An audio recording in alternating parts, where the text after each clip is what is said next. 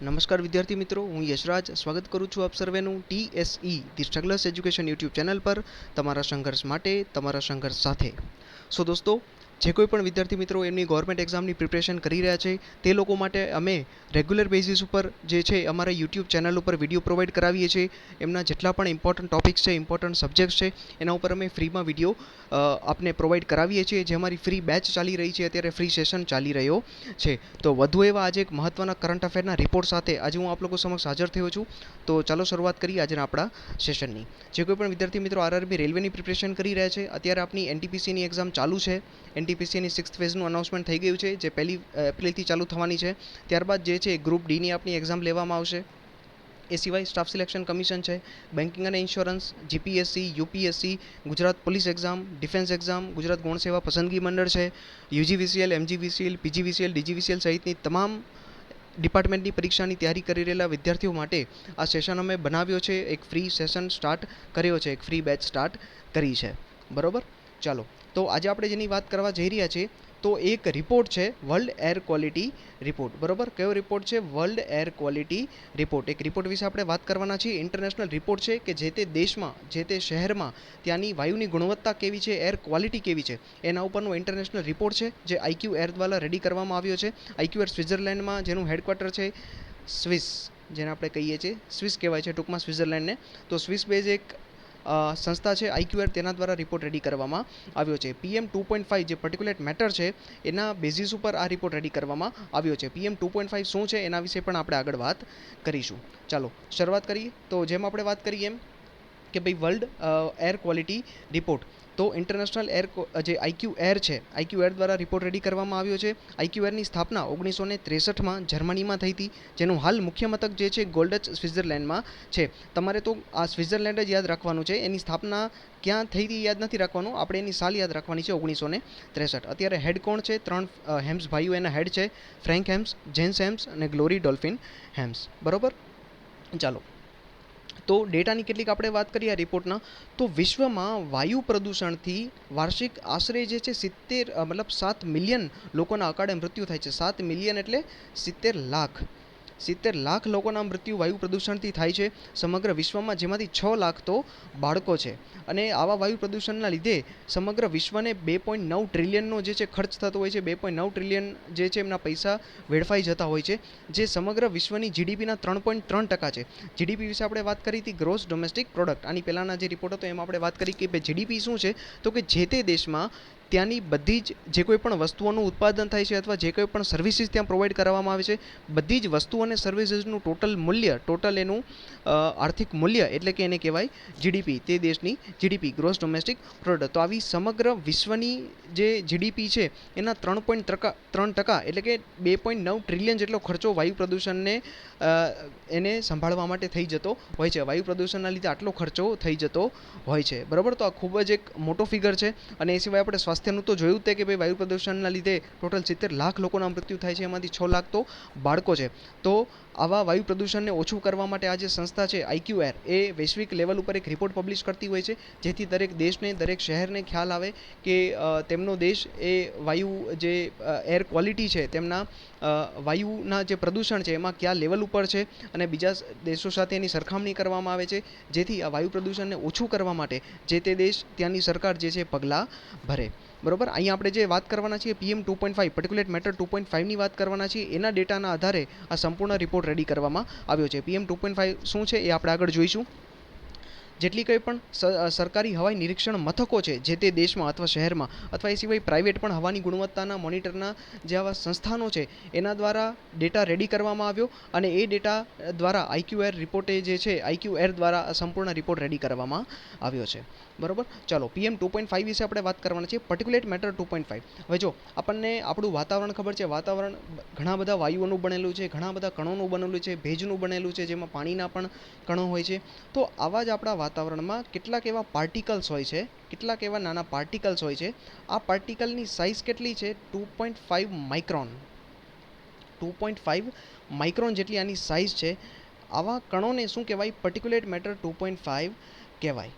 આવા કણોને શું કહેવાય? 2.5 PM 2.5 માઇક્રોન જેની સાઇઝ છે એને શું કહેવાય? PM 2.5 કહેવાય. આવા કણો આપણા વાતાવરણમાં ભળતા હોય છે. શેના લીધે? તો કે જ્યારે વીજ ઉત્પાદન થતું હોય છે, થર્મલ જે આપણા પાવર પ્લાન્ટ હોય છે, બરાબર, એમાં. એ સિવાય આપણા જે મોટર વાહનોમાંથી નીકળતો ધુમાડો, ઔદ્યોગિક પ્રવૃત્તિઓ, આપણી જે કંપનીઓ છે, ઇન્ડસ્ટ્રી છે, એમાંથી નીકળતો ધુમાડો, એ સિવાય કૃષિ અને બાયોમાસ બર્નિંગ જે થતું હોય છે, જેને આપણે સ્ટબલ બર્નિંગ કહીએ છીએ, તો એના દ્વારા પણ આવા પાર્ટિકલ્સ જે છે એ આપણા હવામાનમાં, આપણા વાતાવરણમાં ભળતા હોય છે. અને જે શ્વસન દ્વારા આપણે લઈએ તો એના દ્વારા શું થાય કે આપણા શ્વસન લઈએ એટલે સીધો આપણે વાયુ સૌથી પહેલાં ક્યાં જાય? આપણા ફેફસામાં જાય. ક્યાં જાય? સૌથી પહેલાં ફેફસામાં જાય. ફેફસા શું કાર્ય કરે છે? O2 અને CO2નું વિનિમયનું કાર્ય કરે છે. આપણા શરીરમાં એનર્જી ક્યાંથી બને? તો કે બહારથી જે ઓક્સિજન આપણે લઈએ એ ઓક્સિજન ફેફસા દરેક આપણા શરીરના કોષો સુધી પહોંચાડે અને દરેક કોષો O2ની મદદથી શરીરમાં ઉર્જા ઉત્પન્ન કરે. અને જ્યારે ઉર્જા ઉત્પન્ન થાય તો એમાંથી CO2 પણ છૂટો પડે અને આ CO2 પાછો ફેફસા પાસે જશે અને ત્યાંથી નાક દ્વારા જે છે એ આપણા બહાર આવતું હોય છે. અને આ સમગ્ર ક્રિયા શ્વાસોશ્વાસથી થતી હોય છે. તો જ્યારે આવા વાતાવરણમાં 2.5 માઇક્રોન કદના, તો માઇક્રોન એટલે કેટલું કહેવાય? તો કે 10⁻6 ઘાત, મીટરની 10⁻6 ઘાત એને આપણે માઇક્રો કહેતા હોઈએ છીએ. તો આટલા કદના આ જે કણો આપણા શ્વસનમાં, આપણા શરીરમાં જતા હોય છે, જેના લીધે આપણને ફેફસાના રોગ થાય, હૃદય રોગ થાય, એ સિવાય અસ્થમાના પણ રોગ થતા હોય છે. કારણ કે ખબર છે, જો આવા કણો આપણા ફેફસામાં જશે તો ફેફસા જેના દ્વારા O2 CO2ની વિનિમય શક્ય છે, તો એ O2 CO2ની વિનિમય નહીં થઈ શકે. કારણ કે ત્યાં શું આવી ગયા છે? ત્યાં હવે ફેફસામાં 2.5 પાર્ટિકલ્સ આવી ગયા છે અને આ પાર્ટિકલ જે છે O2 CO2ની વિનિમય થવા દેતા નથી, જેના લીધે આપણને શ્વસન તંત્રના રોગો થાય છે. એ સિવાય ડિરેક્ટ જે છે આપણા લોહીમાં પણ પ્રવાહમાં ભળી જતા હોય છે આ કણો, જેના લીધે હૃદય રોગ પણ થતો હોય છે. ઓછા જન્મ, આનાથી શું થાય? બીજા શું કોઝિસ થઈ શકે PM2.5ના શરીરમાં વધવાથી? તો જ્યારે બાળકનો જન્મ થાય ત્યારે એ બાળક ઓછા જન્મનો જેના જન્મ પ્રમાણે એનો જે ઉંમર પ્રમાણે એનું વજન હોવું જોઈએ એવું વજન ન બને, એવું પણ બને એવા બાળકનો જન્મ જે છે ઓછા વજન સાથે થાય.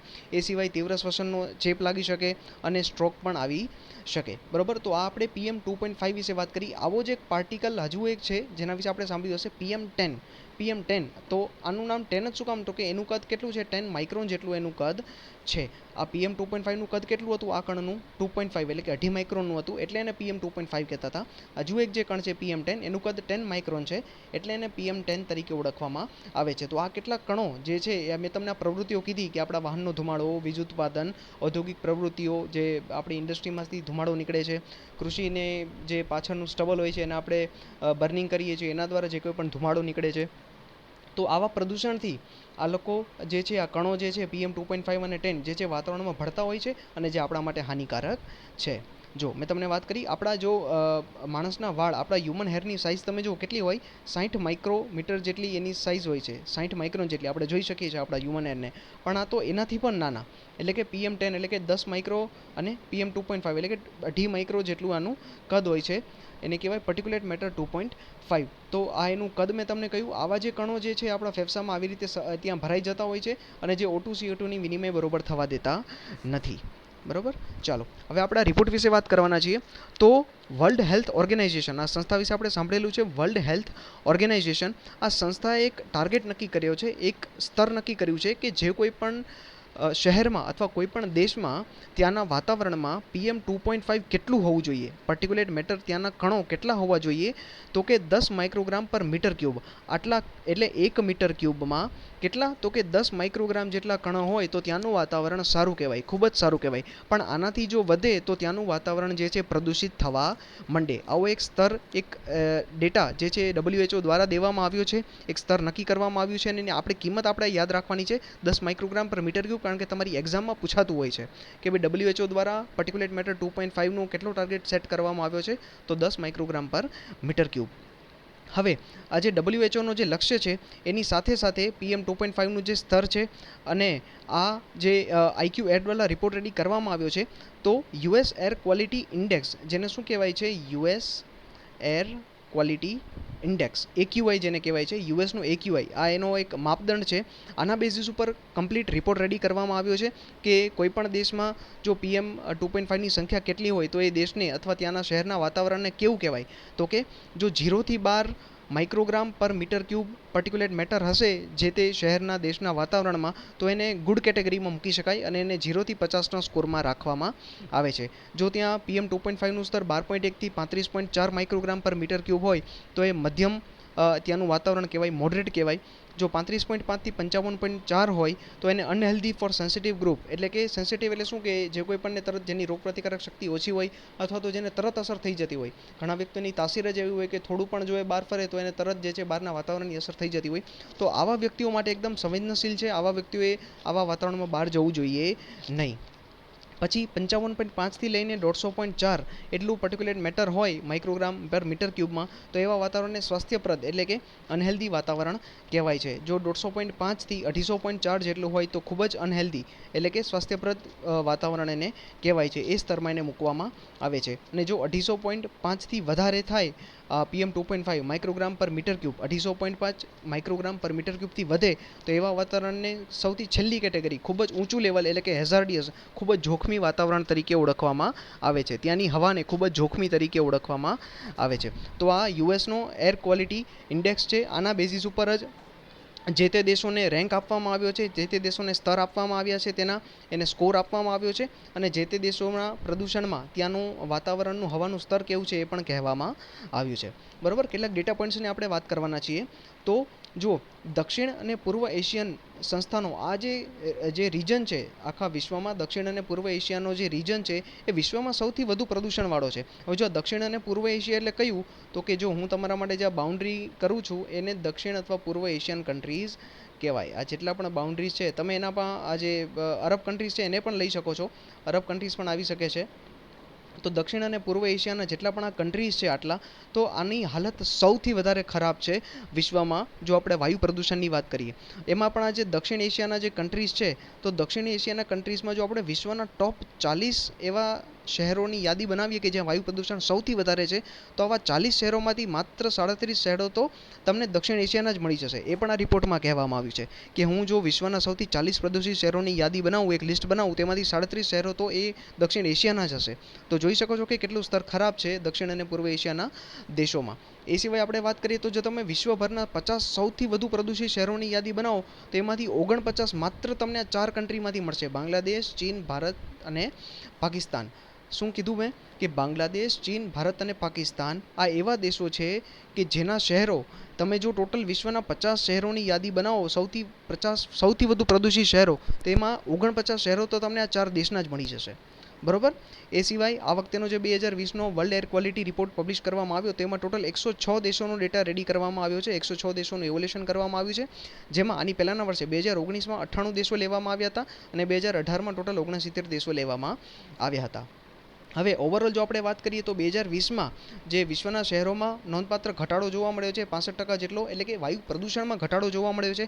આપણને ખબર છે કે ભાઈ 2020નું વર્ષ હતું એટલે કે એક કોરોનાનું વર્ષ હતું, 6 થી 7 મહિના તો લોકડાઉન જ હતું. એટલે એક ઓબ્વિયસ છે કે ભાઈ લોકડાઉન હતું એટલે બધી ઇન્ડસ્ટ્રીઝ બંધ હતી, બધો વાહન વ્યવહાર બંધ હતો, એટલે વાતાવરણનું પ્રદૂષણ પણ આપણને ખબર છે આપણા વાતાવરણનું લેવલ ખૂબ જ સારું થયું હતું, પ્રદૂષણ ખૂબ જ નીચું ગયું હતું. આપણું જે પંજાબમાં જે લુધિયાના છે ત્યાંથી આપણી જે ધોલાધર રેન્જ જે હિમાચલ પ્રદેશમાં છે, હિમાચલ પ્રદેશમાં ધોલાધર રેન્જ ત્યાંથી દેખાવા માંડી હતી, પંજાબના લુધિયાણામાંથી દેખાવા માંડી હતી. એટલું આપણી વાયુની ગુણવત્તા, હવાનું સ્તર સુધર્યું હતું, એટલું આપણું પ્રદૂષણ ઓછું થયું હતું. તો 2020માં ઓવરઓલ જે છે 84% દેશોએ ત્યાંના વાયુ પ્રદૂષણમાં ઘટાડો થયો છે. મેં તમને કહ્યું કે દક્ષિણ એશિયાના દેશોની આપણે વાત કરીએ તો એટલો ખરાબ રીજન છે વાયુ પ્રદૂષણની દ્રષ્ટિએ કે જો વિશ્વના 40 સૌથી વધુ પ્રદૂષિત શહેરોની યાદી બનાવો તેમાંથી 37 માત્ર દક્ષિણ એશિયાના શહેરો નીકળે.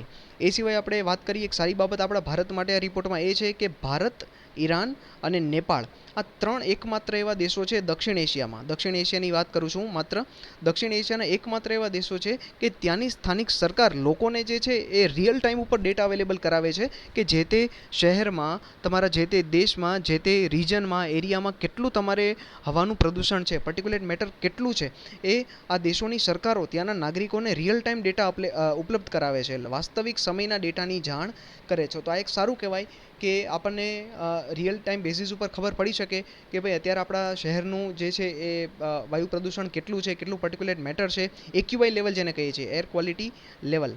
બરોબર. આઈ થિંક જે સફર જે છે આઈના દ્વારા શરૂ કરવામાં આવ્યું હતું, સફર. બરોબર. આજે સફર નામની વેબસાઇટ ઉપર તમે જશો તો ત્યાં તમને એક્યુઆઈ લેવલ જોવા મળે છે. આપણે ખબર છે દર વખતે શિયાળામાં જ્યારે શિયાળાની શરૂઆત હોય, સંપૂર્ણ શિયાળામાં આપણે છાપામાં સાંભળતા હશું કે જે દિલ્હી NCR વાળો એરિયા છે ત્યાં એક્યુઆઈ એર ક્વોલિટી ઇન્ડેક્સ ખૂબ જ જે છે વધી ગઈ છે, 350 ઉપર જતી રહેતી હોય છે ત્યાંની ઇન્ડેક્સ. તો એનો મતલબ એમ કે ત્યાંના વાતાવરણમાં PM2.5 અને PM10 જે આપણે કણો જોઈએ એનું પ્રમાણ ખૂબ જ વધી જાય છે. અને એનું આપણે કારણ પણ આગળ જોયું કે ભાઈ સ્ટબલ બર્નિંગને આ લોકો મેજર કારણ કહેતા હોય છે, પણ એ એકમાત્ર કારણ નથી. ખબર છે, દર વખતે જ્યારે એક ડિબેટ થતી જ હોય છે કે ભાઈ સ્ટબલ બર્નિંગના લીધે વાયુનું પ્રદૂષણ વધી જાય છે અને દિલ્હીમાં પ્રદૂષણ વધે છે NCR વાળા એરિયામાં. તો સ્ટબલ બર્નિંગ એક કારણ છે, પણ એકમાત્ર કારણ નથી. આ વસ્તુ તમે ધ્યાન રાખજો, કારણ કે ઇન્ડસ્ટ્રી પણ ત્યાં એટલી વધારે છે.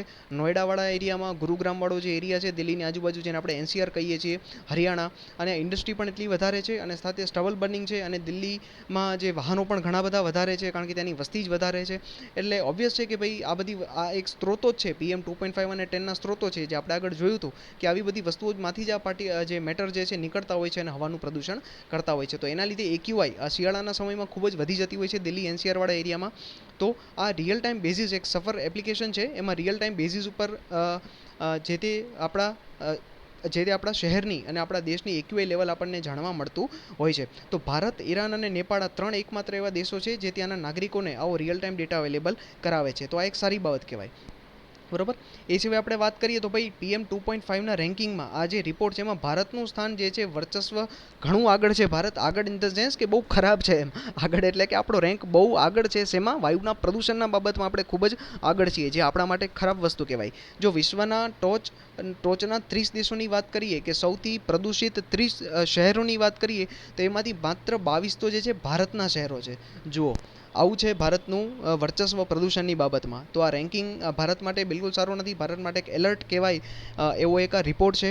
તો એ પ્રમાણે જે છે આપણે પગલાં લેવા જોઈએ, એવી પોલિસીઝ આપણે લાવવી જોઈએ, એવી ટેકનોલોજી આપણે વિકસાવવી જોઈએ કે જેનાથી આપણે જે આપણા કિસાનોને, આપણે ખેડૂતોને આપણે કહીએ છીએ કે ભાઈ તમારા સ્ટબલ બર્નિંગના લીધે પ્રદૂષણ થાય છે, તો એ લોકો એકમાત્ર જવાબદાર નથી, જવાબદાર આપણે પણ છીએ. બરોબર. કિસાનો પાસે એમની બે પાકની વચ્ચે સમય જેટલો ઓછો હોય છે કે એમને ન છૂટકે સ્ટબલ બર્નિંગ કરવું પડે છે. બાકી એમને કોઈ શોખ નથી થતો.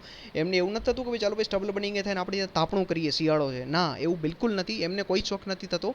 પણ એમના બે પાક વચ્ચેનો જે સમયગાળો છે એ ખૂબ જ ઓછો હોય છે, અને ઓછા સમયમાં આપણી પાસે એવી ટેકનોલોજી પણ નથી કે એમનો જે પાછળનો ભાગ વધેલો હોય છે પાકનો, કે ટેકનોલોજી દ્વારા એનું જે છે એ નિકાલ કરવામાં આવે. એટલે એમને ન છૂટકે જે છે પાકને સળગાવવો પડતો હોય છે. બરોબર. એમને કોઈ શોખ નથી થતો, કારણ કે જો પાકને સળગાવે છે, છેલ્લી સ્ટબલને સળગાવે છે, તો એમની જમીનને પણ નુકસાન જ થાય છે અલ્ટિમેટલી, અને એ લોકોને ખબર છે. પણ શું કરે, એવી કોઈ ટેકનોલોજી નથી, અને કદાચ એવી ટેકનોલોજી હોય તો પણ એનો ભાવ ખૂબ જ વધારે રહેતો હોય છે, જે બધા ખેડૂતો આપણે અફોર્ડ કરી શકે નહીં. એના લીધે જે છે એ સ્ટબલ બર્નિંગ થતું હોય છે.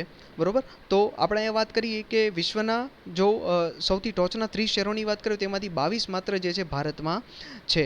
તો આપણે એવી આશા રાખીએ કે ભાઈ સરકાર આ એક મુદ્દો જે છે વાયુ પ્રદૂષણનો એને થોડોક સિરિયસલી લેશે વધારે, અને કામ એના ઉપર થઈ જ રહ્યું છે. બિલકુલ. તમે અત્યારે જોશો કે ભાઈ ઇલેક્ટ્રિક વ્હીકલનું પ્રમાણ, ઇલેક્ટ્રિક વ્હીકલને વધારે ચલણમાં લાવવાનો એક ઝુંબેશ ચાલી રહી છે.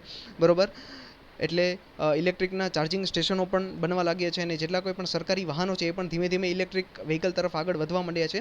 તો આપણે જોઈ શકીશું કે ભાઈ આવનારા 5 થી 10 વર્ષોમાં તો મોટા ભાગનું જે આપણા વાહનો છે જે ઇલેક્ટ્રિક વ્હીકલમાં જે છે પરિણમી જશે. બરોબર. ચાલો નેક્સ્ટ આપણે વાત કરીએ તો ભારતમાં એક પ્રોગ્રામ લોન્ચ કરવામાં આવ્યો હતો, national clean air programme, NCAP. જાન્યુઆરી 2019માં પ્રોગ્રામ રજૂ કરવામાં આવ્યો હતો, અને 2017નો જે બેઝલાઇન હતી, ત્યાં વાયુ પ્રદૂષણની બેઝલાઇન હતી, એ બેઝલાઇનને ધ્યાનમાં લઈને 2024 સુધીમાં ભારતમાં ટોટલ 122 એવા શહેરોની પસંદગી કરવામાં આવી. આવા 122 શહેરોમાં PM2.5નું જે સ્તર છે એ 20 થી 30% જેટલું નીચે લઈ જવાનો આમાં લક્ષ્યાંક કરવામાં આવ્યો છે. જે નેશનલ ક્લીન એર પ્રોગ્રામ છે, આમાં એક ટાર્ગેટ સેટ કરવામાં આવ્યો છે કે ભાઈ જે 2017માં 122 શહેરોમાં, ભારતના 122 શહેરોમાં PM2.5નું જે સ્તર હતું એ સ્તરને 2024 સુધીમાં 20 થી 30% જેટલું નીચે લઈ જવાનું છે. આ આપણો એક લક્ષ્યાંક છે. તો આ બધું ધ્યાન રાખજો. તમારી એક્ઝામમાં ડિરેક્ટલી તમને પ્રશ્ન પૂછાતા હોય છે. ક્લાસ 1-2ની જ્યારે તમે GPSCની એક્ઝામ આપશો ત્યારે આવા ડિરેક્ટલી તમને જે પ્રશ્ન પૂછાતા હોય છે. અને મેં તમને પહેલાં પણ કીધું હતું કે એન્વાયરમેન્ટના રિલેટેડ કોઈ પણ રિપોર્ટ હોય, સોશિયલના રિલેટેડ કોઈ પણ રિપોર્ટ હોય, હેલ્થના રિલેટેડ હોય, એજ્યુકેશનના રિલેટેડ હોય, તો આવા રિપોર્ટ જે છે એનામાંથી વધારેમાં વધારે પ્રશ્નો તમારે બનતા હોય છે. તો આ એન્વાયરમેન્ટના રિલેટેડ રિપોર્ટ છે, એટલે આપણા માટે આનું ડિટેલમાં ડિસ્કશન કરવું જરૂરી છે. બરોબર. ચાલો, જો આપણે વાત કરીએ તો જો અહીં સાઈડમાં તમે એક માપદંડ જોઈ શકો છો, PM2.5નું કેટલું સ્તર છે એ પ્રમાણે જે આપણે વાત કરી હતી કે ભાઈ પર માઇક્રોગ્રામ પર મીટર ક્યુબ, એમાં PM2.5ની સંખ્યાના આધારે એક રેડી કરવામાં આવે છે, એક માપદંડ રેડી કરવામાં આવે છે, અને એના આધારે અહીંયા વિવિધ દેશોને એના કલરમાં આપવામાં આવ્યા છે. તો આ સૌથી સારા દેશો છે. જો આ નીચેના જે છે સૌથી સારા દેશો છે, આ ગુડ ક્વોલિટીવાળા દેશો છે, બરોબર, જ્યાં PM2.5નું સ્તર ખૂબ જ ઓછું છે માઇક્રોગ્રામ પર મીટર ક્યુબમાં. જ્યારે ઉપર જેમ તમે જતા જશો એમ જેવી રીતે ડાર્ક કલર થતો જશે એમ શહેરોની અને તે દેશોની સ્થિતિ જે છે ખૂબ જ ખરાબ થતી જાય છે, બરોબર. તો જે આ લાઇટ બ્લુમાં જેટલા દેશો છે આ બધા સારા છે. આ જે અમેરિકા છે, નોર્થ અમેરિકા, એ સિવાય યુરોપિયન કન્ટ્રીઝ છે, ઈસ્ટર્ન યુરોપિયન કન્ટ્રીઝ, આ રશિયા છે. તો આવા બધા દેશોની, અહીંયા નીચે ઓસ્ટ્રેલિયા છે, બરોબર. તો આવા દેશોની સ્થિતિ ખૂબ જ સારી છે. વાયુ પ્રદૂષણની આપણે વાત કરીએ તો એ દેશોએ ખૂબ સારું કામ કર્યું છે. જ્યારે આ તમને આફ્રિકાના દેશો દેખાય છે, આફ્રિકાના કેટલાક દેશો છે, એ સિવાય જે સદર્ન અમેરિકા દેખાય છે, તો અહીંયાના દેશોની, આ જે સેન્ટ્રલ અમેરિકા દેખાય છે જ્યાં ઇક્વાડોર ને આવા બધા દેશો છે, અલ સેલ્વાડોર છે, ઇક્વાડોર છે, આવા દેશો છે, આફ્રિકન દેશો છે, આ અરબ કન્ટ્રીઝ, આ છે આપણું ભારત, આ ચાઇના. તો આવા બધા દેશોમાં જે છે વાયુનું પ્રદૂષણ ખૂબ જ વધારે છે. આપણે વાત કરી હતી ને આગળ કે આ એશિયન જે રીજન છે, દક્ષિણ એશિયાનો જે રીજન છે, ત્યાં જો ટોપ 40 દેશોની આપણે યાદી બનાવીએ સમગ્ર વિશ્વમાંથી સૌથી પ્રદૂષિત શહેરોની, તો 37 તો માત્ર દક્ષિણ એશિયામાંથી નીકળે, બરોબર. ચાલો હવે જે આપણે રેન્કિંગની વાત કરવાના છીએ, તો રેન્કિંગની વાત કરીએ તો ટોટલ 106 દેશોનો ડેટા રેડી કરવામાં આવ્યો છે.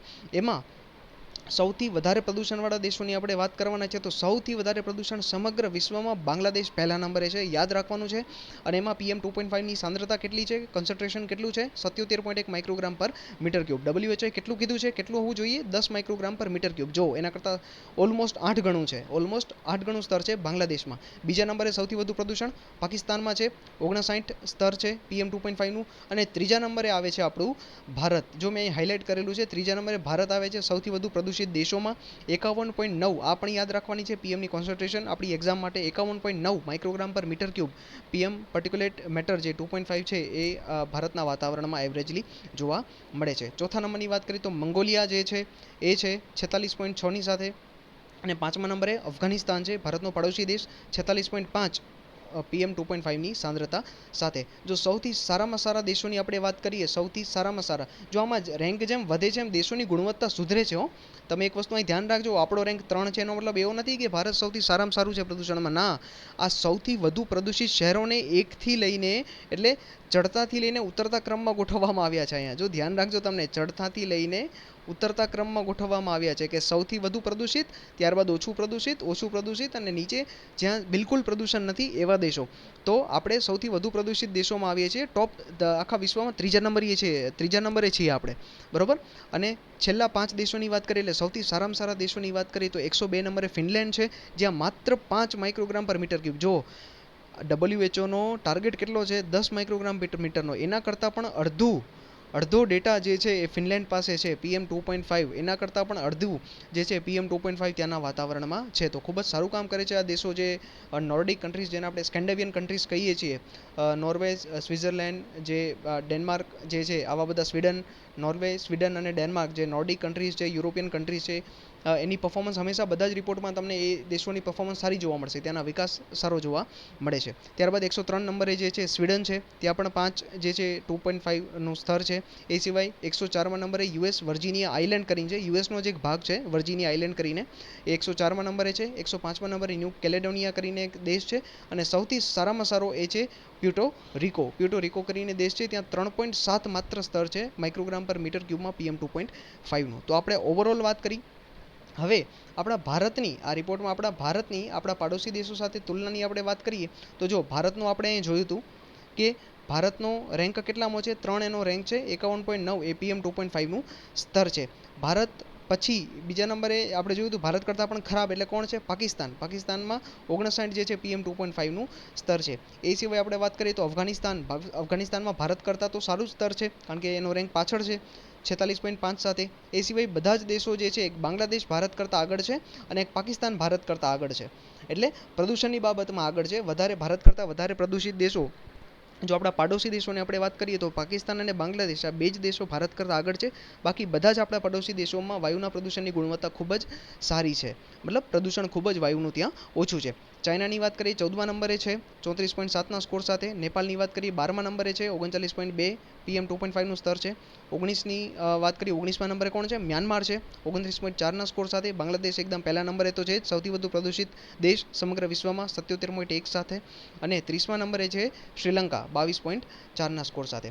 આ રિપોર્ટમાં મેં તમને કહ્યું કે ટોટલ 106 કન્ટ્રીઝનું એવોલ્યુશન કરવામાં આવેલું છે, જેના બેઝિસ ઉપર રિપોર્ટ રેડી કરવામાં આવ્યો છે. તેમાં ભારતનો એક પાડોશી દેશ ભૂટાનને આમાં સામેલ કરવામાં આવ્યો નથી. બરોબર, ભૂટાનનો ડેટા અહીં અવેલેબલ નથી. ચાલો, ટોપ 15ના સૌથી વધુ પ્રદૂષિત શહેરોની આપણે વાત કરવાના છીએ. વિશ્વના સૌથી વધુ પ્રદૂષિત શહેર ટોપ 15, એવા ટોપ 15 શહેરોની વાત કરીએ તો 15માંથી તમારા માટે હું પેનનો કલર ચેન્જ કરી લઉં જેથી તમને બરોબર દેખાય. તો વિશ્વના જો સૌથી ટોપના 15 પ્રદૂષિત શહેરોની આપણે વાત કરીએ તો આ 15માંથી 13 જે છે ભારતના છે. જો અહીંયા આ રિપોર્ટ એવું કહે છે કે ભાઈ પહેલું શહેર, પહેલા નંબરે સૌથી વધુ વિશ્વનું પ્રદૂષિત શહેર તમને પૂછે તો ક્યાંનું છે? હોટન, ચાઇનાનું આ શહેર છે, જ્યાં PM 2.5ની કોન્સન્ટ્રેશન જુઓ તમે 110.2. અરે બાપરે, WHO એ 10નું કીધું છે અને આ ભાઈ એનાથી 11 ગણું કરીને બેઠા છે. આ શહેરમાં 110 ત્યાંના PM 2.5ની સાંદ્રતા છે. વિશ્વનું સૌથી વધુ પ્રદૂષિત શહેર એટલે કે હોટન, ચાઇનાનું. ત્યારબાદ 2, 3, 4, 5, 6 થી લઈને 14 સુધી, એટલે કે આ 13 કન્ટ્રીઝ 2 નંબરથી લઈને 13 નંબર સુધી બધા જ શહેરો જે છે ભારતના છે. જુઓ ભાઈ, એટલે ભારતનો આમાં ઓવરઓલ આપણો જે છે ત્રીજો નંબર આવ્યો છે. બરોબર, 13 શહેરો ભારતના છે.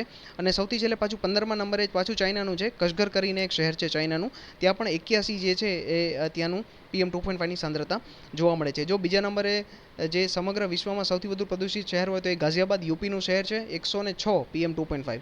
બરોબર, ત્યારબાદ બુલંદ શહેર છે, બિસરાક, જલાલપોર, ભિવંડી, નોઈડા, ગ્રેટર નોઈડા. આ બધા શહેરો તમે જુઓ એ દિલ્હી NCRની આસપાસના છે. આપણે જેમ આગળ વાત થઈ ને એ પ્રમાણે કાનપુર યુપી, લખનઉ યુપી, દિલ્હી, ફરીદાબાદ, મેરઠ, જિંદ, હિસાર, હરિયાણા, આ બધા જ શહેરો દિલ્હી, NCR ને યુપી, હરિયાણાને બોર્ડર ટચ કરતા શહેરો છે. આ બધા ત્યાં આવેલા શહેરો છે NCRમાં, અને ત્યાં સૌથી વધુ પ્રદૂષણ છે. બરોબર, તો આ એક ડેટા પણ આપણે યાદ રાખવાનો છે કે વિશ્વના 15 સૌથી વધુ પ્રદૂષિત શહેરોમાં કેટલા ભારતના છે? તો કે 13 ભારતના છે. પહેલું અને છેલ્લું એટલે કે પહેલા નંબરનું ને 15મા નંબરનું ચીનનું છે, અને બાકી 2 થી 14 જે છે રેન્કમાં ભારતના શહેરો છે. હવે આપણે કેપિટલ સિટીની વાત કરીએ, એટલે કે વિશ્વની જેટલી પણ રાજધાનીઓ છે એની વાત કરીએ તો બધી જ રાજધાનીમાં, વિશ્વની બધી રાજધાનીમાં આપણો દિલ્હીનો પહેલો નંબર આવે છે. શેમાં? વાયુના પ્રદૂષણમાં. આપણે આગળ વાત કરી જ કે ભાઈ દિલ્હી અને NCRનો જે નેશનલ કેપિટલ ટેરેટરીનો જે આપણો રીજન છે, NCTનું રીજન છે, ત્યાં સૌથી વધુ પ્રદૂષણ જોવા મળે છે. તો દિલ્હી ભારતની, માત્ર ભારતની જ નહીં પણ સમગ્ર વિશ્વની સૌથી વધુ પ્રદૂષિત એવી રાજધાની છે, જ્યાં 84.1 PM 2.5ની સાંદ્રતા જોવા મળે છે. ત્યારબાદ બાંગ્લાદેશની રાજધાની ઢાકા આવે છે. ત્રીજા નંબરે મંગોલિયાની રાજધાની ઉલનબટાર આવે છે. ત્યારબાદ અફઘાનિસ્તાનની રાજધાની કાબુલ, અને 5મા નંબરે કતરની રાજધાની દોહા આવે છે. તો આ વિશ્વની ટોપ 5ની જે છે કેપિટલ એટલે કે રાજધાનીઓ આપણે યાદ રાખવાની છે, સૌથી વધુ પ્રદૂષિત રાજધાનીઓ, જેમાં દિલ્હીનો પહેલો નંબર છે. તો વિદ્યાર્થી મિત્રો, આ હતો આજનો આપણો ઇમ્પોર્ટન્ટ સેશન, જેમાં આપણે વર્લ્ડ એર ક્વોલિટી ઇન્ડેક્સ વિશે વાત કરી, વાયુની ગુણવત્તાના એક ઇન્ટરનેશનલ રિપોર્ટ વિશે વાત કરી કે જે તે શહેરમાં, જે તે દેશમાં વાયુની ગુણવત્તા કેવી છે અને દેશનો કેટલામો રેન્ક છે એના ઉપર આપણે વાત કરી. આશા રાખું છું કે તમને આ વિડીયો પસંદ આવ્યો હશે. જો પસંદ આવ્યો તો લાઇક કરો, વિડીયોને શેર કરો, ચેનલને સબસ્ક્રાઇબ કરો, અને આ વિડીયોની PDF તમને જે છે ગુજરાતી લેંગ્વેજમાં જ, અમારી ગુજરાતીમાં પણ અવેલેબલ છે અને ઇંગ્લિશ બંને લેંગ્વેજમાં અવેલેબલ છે, અમારી ટેલિગ્રામ ચેનલ ઉપર મળી જશે. અમારી ટેલિગ્રામ ચેનલ, જેની લિંક મેં તમને આ વિડીયોના ડિસ્ક્રિપ્શનમાં આપેલી છે, ત્યાં જઈને તમે જે છે અમારી ટેલિગ્રામ ચેનલને જોઈન કરી શકશો. અને બીજી વાત એ કે અમારી જે આ ટેલિગ્રામ ચેનલ છે બધા જ વિદ્યાર્થીઓ માટે ઓપન છે. તમારા જેવા જે વિદ્યાર્થીઓ ગવર્મેન્ટ એક્ઝામની પ્રિપરેશન કરી રહ્યા છે તેમાં ઓલરેડી જોડાયેલા છે, આવા ઘણા બધા વિદ્યાર્થીઓ જોડાયેલા છે. 700 થી 800 વિદ્યાર્થીઓ ત્યાં જોડાયેલા છે હાલમાં, અને તેઓ રેગ્યુલર બેઝિસ ઉપર બધા માટે ઓપન છે. તમે ઓપનલી ત્યાં મેસેજ કરી શકો છો, ઓપનલી કોઈ પણ માહિતી શેર કરી શકો છો, જેથી વિદ્યાર્થીઓ એકબીજા સાથે જે છે નોલેજ શેરિંગ કરતા હોય છે. ત્યાં કોઈ પણ નવી વસ્તુ આવે એકબીજા સાથે શેર કરતા હોય છે, કોઈ પણને ક્વેરી હોય, પ્રશ્ન હોય તો એ પૂછતા હોય છે. એ સિવાય અમે દરરોજ જે છે 10 થી 12 એક ક્વિઝના પ્રશ્નો તમારા માટે મૂકતા હોય છે ટેલિગ્રામ ચેનલ ઉપર, એટલે કે તમારી નાની એવી ક્વિઝ જેવું થઈ જાય, 10 થી 12 પ્રશ્નોની ક્વિઝ જેવું થઈ જાય. બધા સબ્જેક્ટ્સના કોમન એક જે પ્રશ્નો હોય, બધા સબ્જેક્ટ્સના એક પ્રશ્નો આવરી લેતા હોય છે અમે. તો એવા જે તમારી પ્રીવિયસની એક્ઝામ પ્રીવિયસ યરની પરીક્ષાઓ જે યોજાણી હોય છે એમાંથી જ અમે તમને આ પ્રશ્નો પૂછતા હોઈએ છીએ, જેથી તમારું રિવિઝન પણ ત્યાં થઈ જાય. બરાબર, તો જો કોઈ પણ ચેનલ જોઈન ના કરી હોય તો જોઈન કરી લેજો. તમને બધી PDF તો ત્યાંથી મળી જ જશે. એ સિવાય તમારા જેવા ઘણા બધા વિદ્યાર્થીઓ પણ ત્યાં છે, તો તમને ત્યાંથી જાણવા પણ ઘણું બધું મળશે, એકબીજા સાથે વાતચીત કરવા મળશે. એ સિવાય તમને તમારું રિવિઝન તો થાય છે ત્યાંથી. ટેસ્ટ અમે તમારી લઈએ છીએ, રેગ્યુલર ક્વિઝ લઈએ છીએ. બરાબર, તો અને આ સિવાય પણ કોઈ પણ તમારો પ્રશ્ન હોય, કોઈ પણ ટોપિક ના સમજાતો હોય, કોઈ પણ ટોપિકમાં કંઈ પણ મૂંઝવણ હોય, તો અમારા કોમેન્ટ સેક્શનમાં જણાવી દેજો કે સર આ વસ્તુ નથી સમજાતી, તો તમે આના ઉપર વિડીયો બનાવો. અમે ડેફિનેટલી એના ઉપર અલગથી એક વિડીયો બનાવશું, જેથી તમારી બધી જ ક્વેરીઝનું તમને સોલ્યુશન મળી જશે. બરાબર, તો ચાલો આ તો આજનો આપણો ઇમ્પોર્ટન્ટ સેશન. મળીએ આપણા નેક્સ્ટ વિડીયોમાં. ત્યાં સુધી જય હિન્દ, જય ભારત.